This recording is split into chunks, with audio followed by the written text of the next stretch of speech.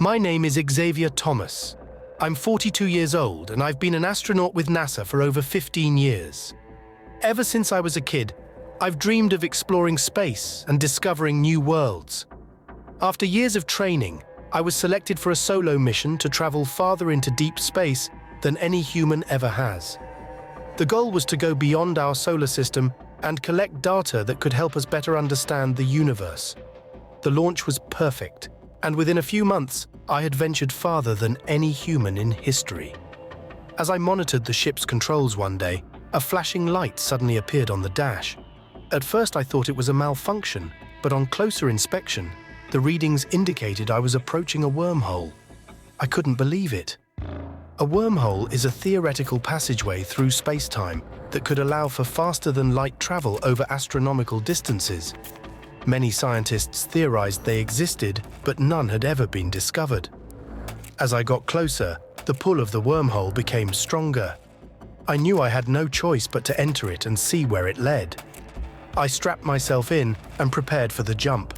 The ship started shaking violently as it entered the wormhole. Out the window, everything went white as I was hurled through space and time itself. Suddenly, the shaking stopped. As my eyes adjusted, I couldn't believe what I was seeing. The readings indicated I was no longer in my galaxy, but had traveled over 32 billion light-years away to a galaxy called GNZ 11. This galaxy was home to some of the earliest stars in the universe. As I looked out the window, I noticed a small planet. It looked remarkably similar to Earth, with green continents and blue oceans. I decided to call the planet Nova Terra, since it represented a new Earth. I maneuvered the ship into orbit around Nova Terra.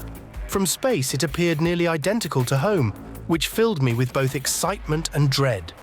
Was this planet inhabited? And if so, by what? I suited up and climbed into the shuttle pod. As I descended through the atmosphere, I saw enormous green forests and sparkling oceans below. I picked out a clearing in one of the forests to touch down. The pod doors opened, and I stepped out onto the soft grass. The air was fresh and breathable. Lush alien trees with purple bark and orange leaves surrounded me. Strange vines hung down with glowing orange fruit. Brightly colored insects buzzed through the air. I spent hours exploring the forest. New creatures appeared around every corner. I saw small furry rodents scampering up trees, large six-legged amphibians hopping through the grass, and flying lizard-like creatures gliding overhead. Eventually I came upon a crystal blue pond. Strange fish with 3 eyes swam below the surface. As I knelt down to take a sample of the water, I heard a twig snap behind me. I spun around with my hand on my laser pistol, prepared for anything, but nothing could have prepared me for what I saw. Standing at the edge of the clearing was a female humanoid creature. She had light purple skin and long, elegant ears that pointed upwards. Her eyes were large and emerald green. Instead of hair, a crest of small horns like that of a gazelle protruded from her head. She was utterly alien, but remarkably beautiful in an exotic way. Her clothing was a simple white garment that fell to her knees. She looked at me with a mix of curiosity and caution. I slowly stood up and raised my hands to show her I meant no harm. "My name is Xavier. I come in peace," I said gently. The alien creature cocked her head quizzically. Then, to my amazement, she spoke in perfect English. "I am Gianna. Why have you come to our world, Xavier?" I explained that I was an explorer from another planet called Earth, who accidentally came through a wormhole. Gianna listened patiently, then beckoned me to follow her. "Come, you must meet the Queen. She will decide if you may stay." As we walked through the forest, I learned more about Gianna's race, the Weimerians. Like Earth, Nova Terra was home to many intelligent species. The Weimerians were the oldest and most advanced. They were a race of only females, as males had died out centuries ago. Soon we arrived at an enormous alien city nestled among the giant trees. Towers and archways of shimmering stone soared overhead.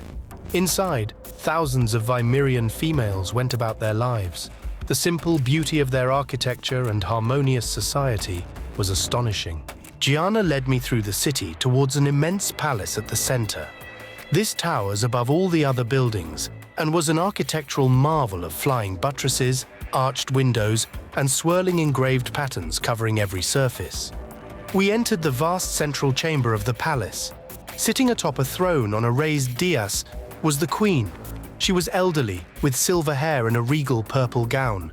Her manner was serene, and her eyes reflected wisdom accrued over centuries. Gianna introduced me and explained how I came here. The queen gazed at me for a long moment before speaking. "Welcome, Xavier. We do not often receive visitors from beyond our world." Her voice was gentle but commanding. "Please tell me of your home planet and how you came to be here." Over the next few hours, I recounted my journey through the wormhole and arrival on Nova Terra. I described human civilization on Earth and showed them images on my communicator. The queen listened closely and asked thoughtful questions. Finally, she said, "We see that your intentions are peaceful. You may stay here and learn from us for a time. We will provide you with shelter and sustenance, but the location of our world must remain secret." I gratefully accepted her offer. Over the next few weeks, I lived among the Vimerians and learned much about their culture. I befriended Gianna, and she taught me more about their history. Their technology was incredibly advanced, driven by psychic abilities and an intimate understanding of nature. But they could also be fierce when defending their home. One day, a large reptilian race called the Phrax tried to invade the Vimerian city. The Vimerians joined minds and used their psychic abilities to drive back the Phrax. Gianna used her telekinetic powers to collapse a bridge as their warriors crossed it. Her friend Pala used pyrokinesis to rain fire down on the Phrax. After this victory, the queen held a great feast. As we dined on exotic fruits and vegetables, she commended her people's bravery. "Thanks to your skill and unity, our home remains protected," she told the cheering Vimerians. Later, I asked the queen if she would permit me to explore the other continents of Nova Terra. I wished to learn more about this wondrous planet.